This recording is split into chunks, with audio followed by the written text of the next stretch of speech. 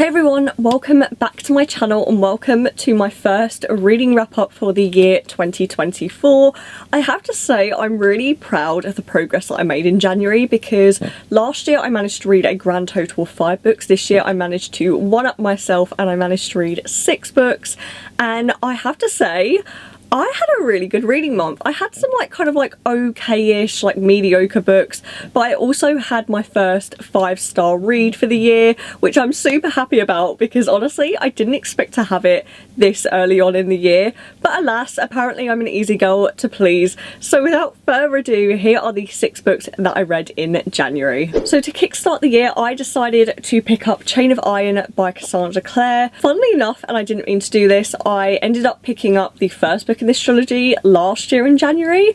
It was just a complete coincidence. I didn't even realise that I'd done it until I went back and looked at my challenge, but alas, I decided to start January with the sequel. So for those of you who don't know what The Last Hours is, it is a part of the Shadowhunter universe, and the Shadowhunter universe of books are compiled of different series. There are trilogies, there's one longer series, and each series follows a different array of characters. This particular one is actually set 20 odd years after the Infernal Devices. So this particular one takes place in Victorian era London, and it actually follows some of the children of the characters from the Infernal Devices. Now, you don't necessarily have to read each series to kind of get the gist of these books, but it is just nice if you've read along the way and you get to see characters and catch up with them. For those of you who don't know what Shadowhunters are essentially half angel, warriors, and they protect the mundane or human world from the likes of demons, vampires, and dark magic and that stuff. So they're the protectors of the world, and humans can't see them. They're just doing this secret service job, and obviously there is mischief and mayhem in all of these series of books. These particular ones are my favourite. I love the Infernal Devices, and so far I've really loved The Last Hours. So I ended up giving this one 4 stars. I actually really love this one more than the first one. I believe the first one I rated 3 stars. It wasn't necessarily because it was bad. I feel like I just had some issues with it and it was really slow going. I ended up feeling like this one was way more action-packed than the first, and I feel like because I'd already established who the characters were or what their relationships were to each other, I feel like I was more comfortable with this one. I feel like I was a little overwhelmed when I read the first one. The romance in this book, let me tell you, is so frustrating, but in the best way possible. The one thing that I love is a good slow burn frustrating romance, and this is exactly what this book gives.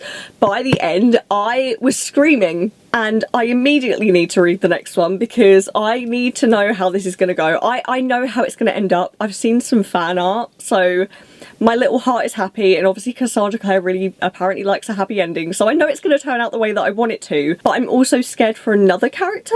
But the romance in this one was the best. It was so much better than what it was in the first. Speaking of being afraid for a character, I'm obviously not going to say character names because I don't want to spoil it, but what I will say is I took off a star off of my rating just because of the ending. The ending really pissed me off because it's one of those endings where I almost feel like a certain character has been thrown under the bus just to further the plot, and I always hate it when that happens, and it's just going to cause turmoil in the next book, and it's going to be really annoying, and it's going to cause friction with another relationship going on, and I just feel like their character's been a little bit tainted now by this ending, and I can't. It's honestly, when I read The Infernal Devices has one of the best love triangles that I've ever read. I hate that trope so much.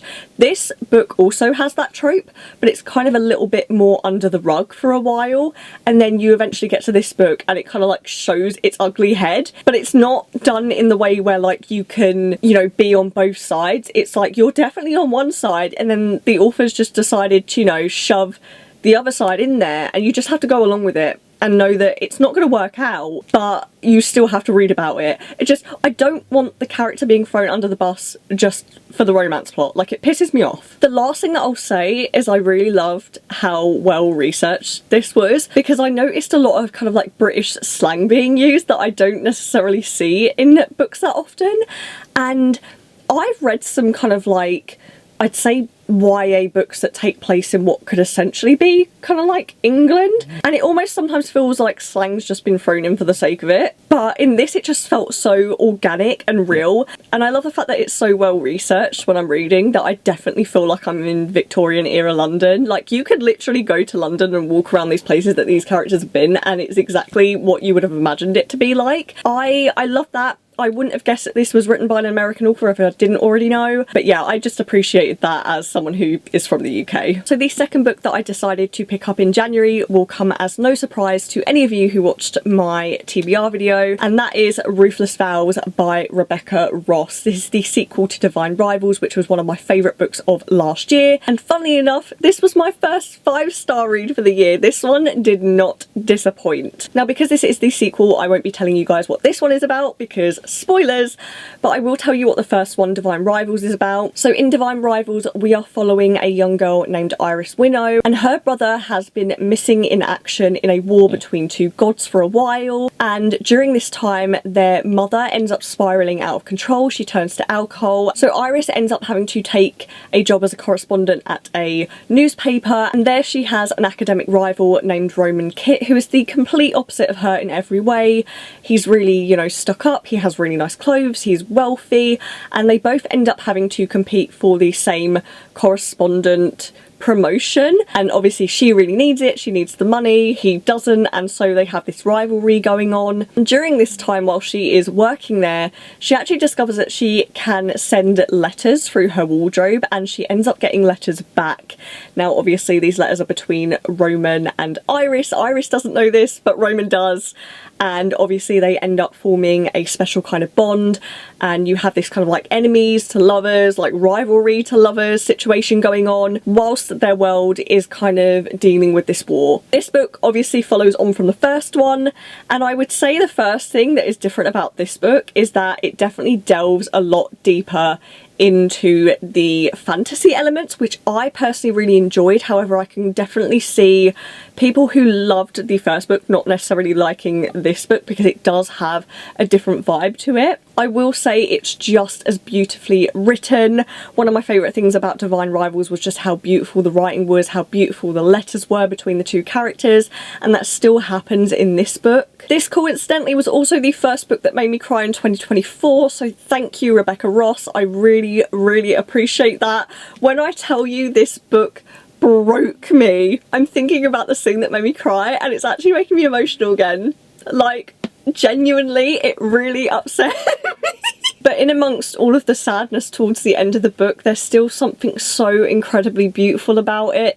The only thing that I would say that I didn't enjoy so much was a romance that happened between Iris's friend and this guy who like runs them around in like a car. Even though you knew it was going to happen, you don't really read about those characters, and so they're kind of just put together randomly and it happens very fast, and so I was kind of like, if anything happens to them, I'm not really sure I would care because I haven't been able to see that bond grow for that long. I feel like the only thing that I would have wanted more from in this book was the goddess's point of view, or like more from her story. I can't remember the guy's name, like the god guy's name, but you see a lot of him but you don't see a lot of her.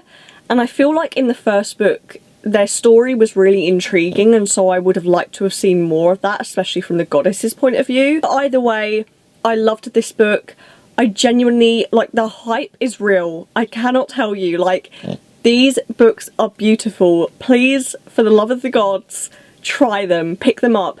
Don't even think about the fact that they're YA, just read them. The next book I decided to read in January was Half a Soul by Olivia Atwater. This is a Regency era cozy fantasy romance that follows a young girl named Fedora, who basically has, as the title suggests, half a soul. Now Fedora has half a soul because one day it was taken by this really powerful fae man who was meant to take all of her soul but only ended up with half because she fought back. And so because of this, she doesn't feel things the way a normal human should. She ends up saying things that she shouldn't say as a lady. She ends up doing things she shouldn't do as a lady.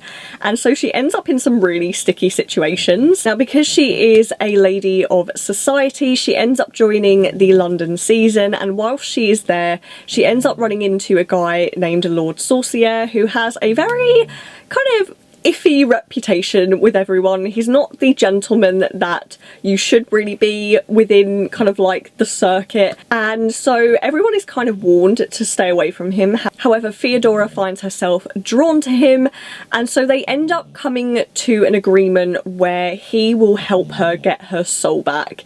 And obviously this is a romance, so you can kind of guess what's going to happen. This book is a short one. It was short and fun and sweet. I'm not really sure if cozy fantasy or like just cozy books in general are for me, because I feel like this is the second or third one that I've read now. I feel like when I read fantasy and stuff like that, like I want a sprinkling of action, I want a sprinkling of darkness, you know, I want a little bit of like heavy romance, and these cozy ones, they're like okay, they're like nice, but none of them have really blown me away so far. What I did really like about this book in particular was that I liked the way that it dealt with serious topics, especially surrounding that time. I feel like when you read some of these Regency era books, they don't really delve into some of the dark past of kind of like that era, and so this book kind of dealt with like class systems and the workhouses, which is something that you don't really see that often, and it was done really, really well. And I suppose that was the little sprinkling of darkness in a way, but like I need action. I need dark action, and I had none of that. Now, having said about dark topics, I do feel like that was the bulk of what the book was, and I didn't really feel like there was enough romance for me. Like,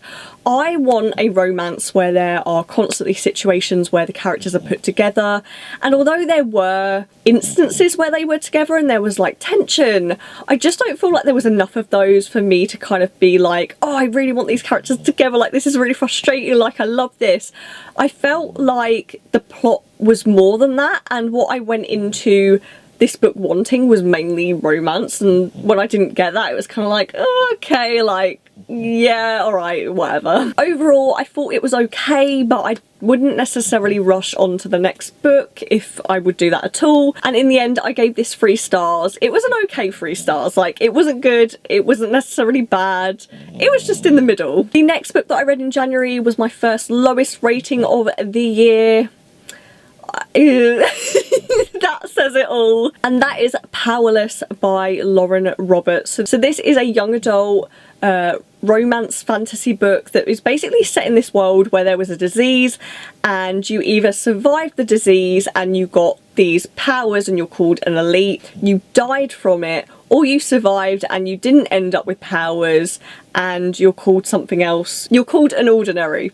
I nearly forgot what they were called then, because clearly my brain wants to forget this book altogether. Now, in this book we are following a young girl named Payden, and she is an ordinary living in the slums, and one day she unknowingly ends up saving the prince of the land, or one of the princes, because there's 2. And when she saves this prince, she ends up being put into these games called the Purging, which is basically a kind of like Hunger Games-esque trial that will showcase these 12 elites' powers, and obviously every trial someone is knocked out or they just go on to the next one until like they get to the end and someone wins. Now obviously Payden doesn't have powers, she's an ordinary, and basically what she does is she claims to be a psychic, but she does this basically by reading people, and so when she's thrown into these games she's kind of shitting herself because she realises that, you know, there's a high likely chance that she will die. And obviously there is tension between her and the prince that she saved, and there's a lot of other stuff that goes on, but I'm not going to mention it because it happens so far in, and spoilers. Now, I read this one because this is very much a TikTok hyped book, and when I read the synopsis I was like, this sounds like it's up my alley. And honestly, it would have been if it wasn't a carbon copy of like several books that I've read before. Honestly, okay, I feel like the reason why people are loving this so much is, 1, it's trope central.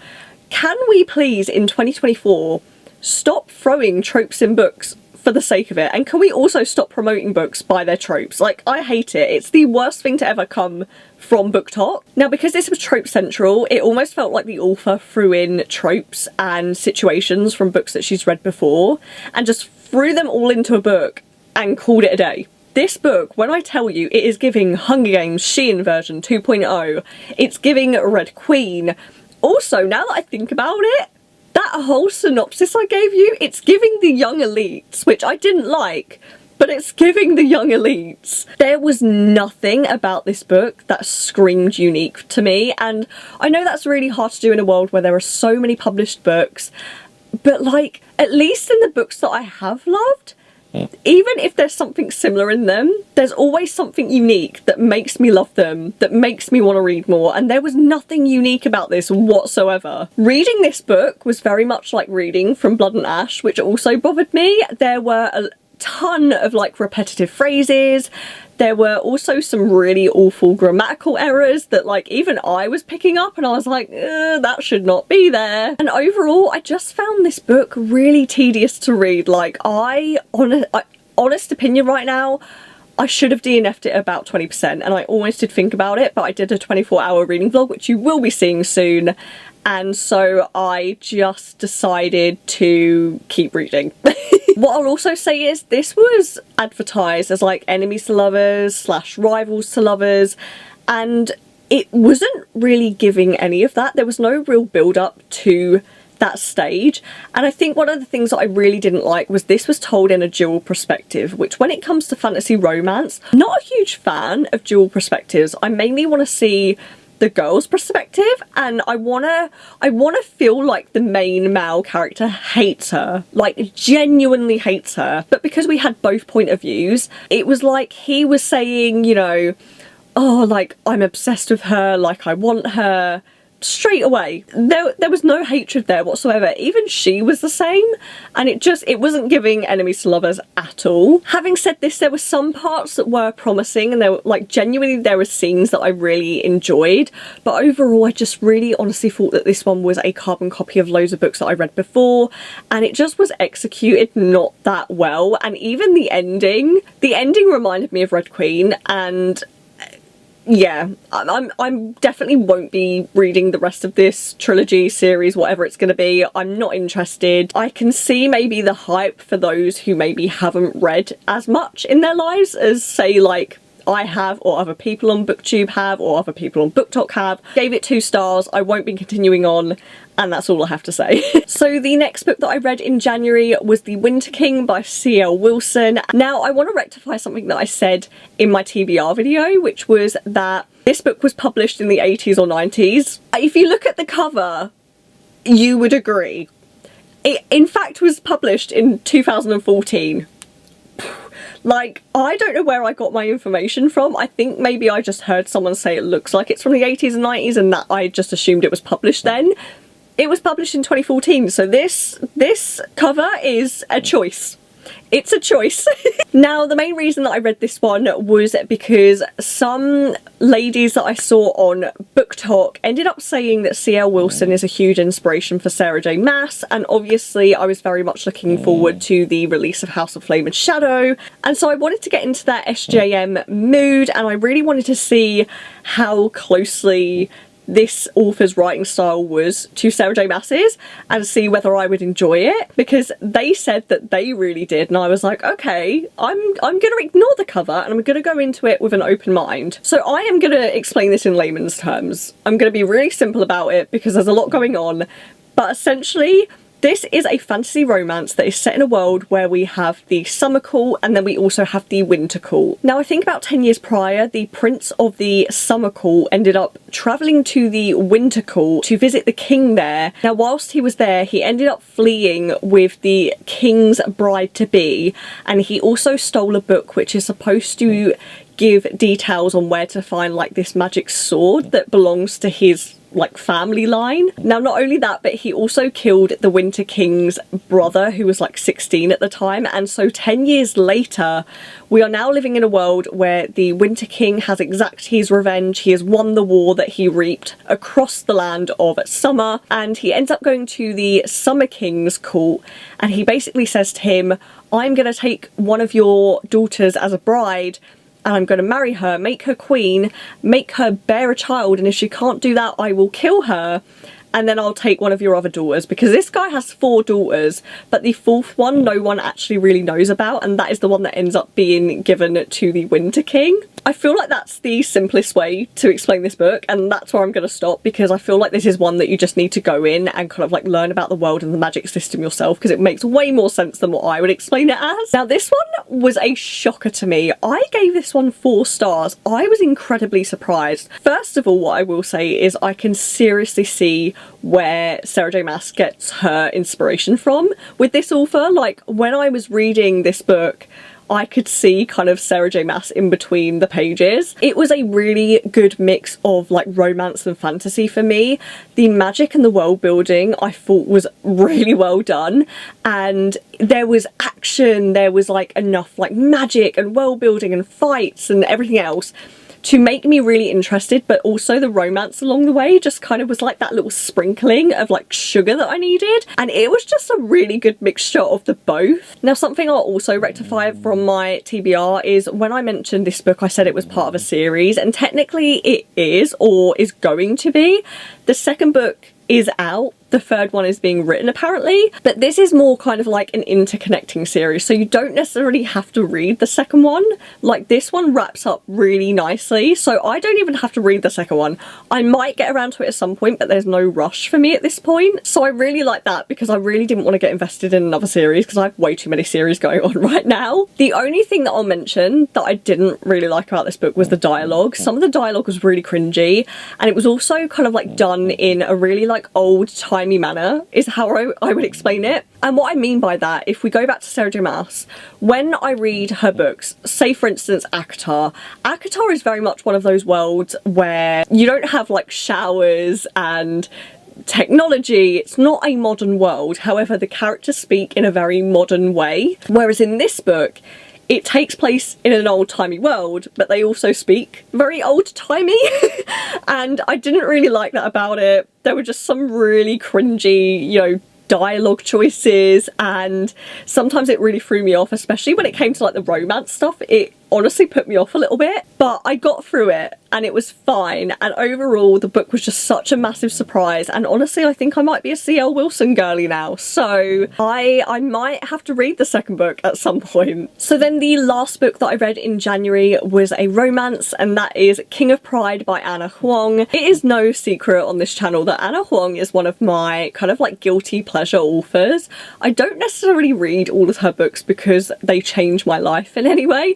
I read them because they're short, sweet, and you know, they're just like something to sprinkle in every now and again. It's not necessarily because they're written really well or anything, but this is the second book in the Kings of Sin series. I think I read the first one last year, as well as like the whole Twisted series, or maybe that was a year before, I can't remember. Anyway, I thought I would kind of sprinkle this in at the end of the month because I just wanted something kind of like short and sweet, and honestly just trashy.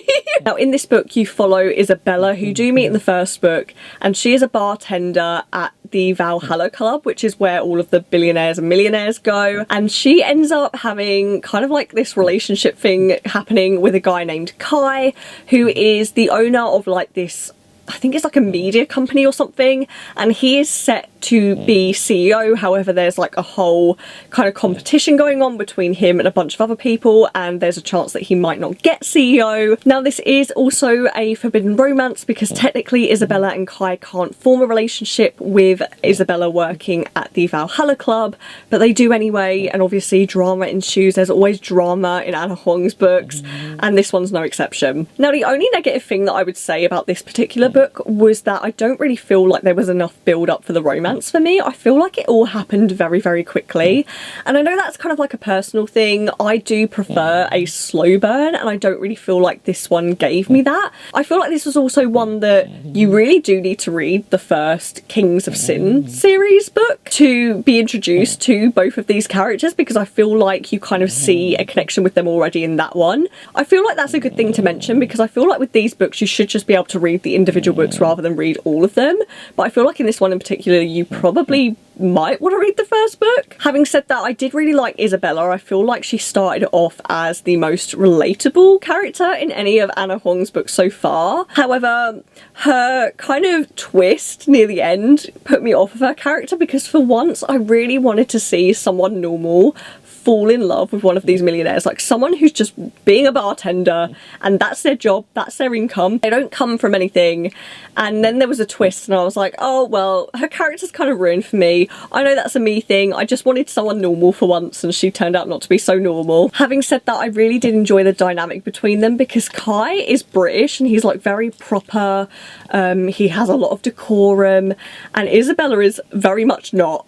Like, she'll just speak her mind, she'll talk about sex in front of everyone, and you know, she doesn't have the grace that Kai has. She's very much the polar opposite of him, and so I really loved seeing them together. And the other thing that I really enjoyed about this one was the fact that Kai was so different from any of the kind of like guys that Anna Huang's written about before. In a way, I feel like Kai has been the most wholesome.